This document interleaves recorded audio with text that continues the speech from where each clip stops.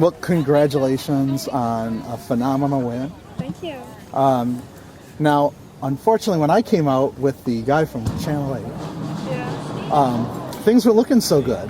What was going on? Were you getting a little nervous from us camera guys being around you? Well, I don't think that was really it. I mean, I don't know. It's just a lot of golf these past 2 weeks. You know, I'm just kind of tired, and so I'm just kind of dragging along, trying to pull it out. But I mean, maybe a little bit was the cameras, just because I was conscious of it. But I don't know. I was just tired, I think.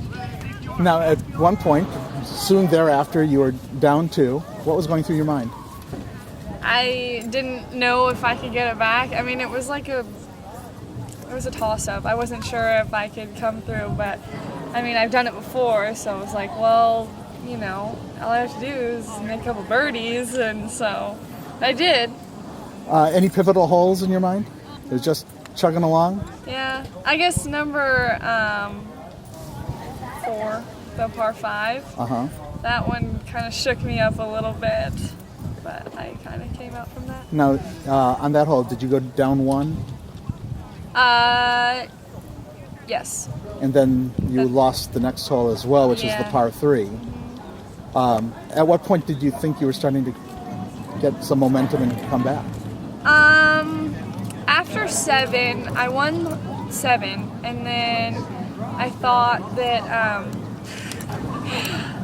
then I was only 1 down, you know, so, but then I was like, you know, 1 down's not that bad, 2 is never good, so I was like, well, 1, I mean, that's not hard to get back, you know, 1 or 2 holes. You've had this reputation over the last couple weeks of hitting the clutch shot when you needed it. Yeah. Clearly that happened on the final hole with the birdie. Yes. Any other time that happened today? Yeah, probably a few times. I mean, the 2 birdies right in a row, I thought those kind of made the match. And what holes were those on? 11 and 12. I birdied those 2 holes right in a row. Was 11 the hole you hit the ball a little bit right and then you nailed the ball through the trees? Yeah, I hooked it around the trees and it just kind of barely rolled over the green, and then I 2-putted. But I heard you almost chipped it in for the eagle. Yeah, well, I putted it off the rough, but it almost went in. It was close. I don't know if you're aware of this, but in the history of the 2 events that you played in over the last 2 weeks, there's only been 2 other people that have won both. Really? In the same year. Who? Mary Budke and Carol Jo Kabler. I don't know if you're familiar with the players. I know Mary Budke, but...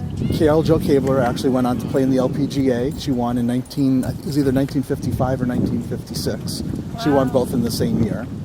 And Mary won both in the same year. I think it was 1970 or 71. She obviously went on to a great amateur career. Yeah. Winning the U.S. Amateur, playing on the Curtis Cup, being the Curtis Cup captain. Yeah. Both of them are in the Pacific Northwest Hall of Fame. What do you think about all that? It's a lot to take in, you know. I mean, I made history already, and now I come back and I do this. It's just like, wow. I mean, I don't even know what to think. Uh-huh. It's just, it's amazing, you know. Anybody's dream come true to win. How are you feeling overall in terms of mental fatigue? I'm just so tired. I just need to go home and sleep. But I don't know. I guess I've been sleeping. I took naps yesterday and the day before, so I kind of caught up on some rest, and I didn't feel too bad today. So. You're going to be back next week at the Junior Stroke Play? Yeah. What do you think going into that? I think I'm just going to try my best. I mean, I've already won these tournaments, so I'm just going to take it easy a little bit. So we'll see. Well, congratulations. Thank you. Great wins. You're a great player, and we enjoy watching you, and hope we'll see a whole lot more of you this summer. Thank you. Thanks, Monica. Thank you.